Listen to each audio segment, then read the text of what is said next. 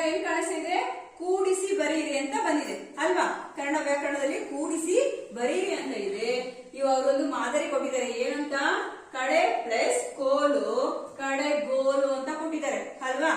ಕಕಾರಕ್ಕೆ ಗಕಾರ ಬಂದ್ಬಿಟ್ಟಿದೆ. ಹೇಗೆ ಬಂದಿದೆ? ಕಡೆ ಪ್ಲಸ್ ಕೋಲು ಬರ್ಬೇಕಲ್ಲ ಮಿಸ್, ಕಡೆ ಕೋಲು ಆಗ್ಬೇಕಲ್ಲ ಅನ್ಬೋದು, ನೀವು ಕೇಳ್ಬೋದು. ಆದ್ರೆ ಅದು ಕಡೆ ಕೋಲು ಆಗೋದಿಲ್ಲ, ಗೋಲು ಆಗಿದೆ. ಯಾಕಂತಂದ್ರೆ ಕೆಲವೊಂದು ನಾನು ಉದಾಹರಣೆಗಳನ್ನ ಇಲ್ಲಿ ನಿಮ್ಗೆ ಹೇಳ್ತೀನಿ. ಆ ರೀತಿ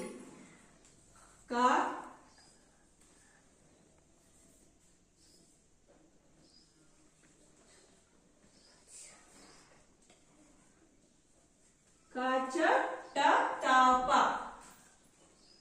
ಗ ಜ ಡ ದ ಬ.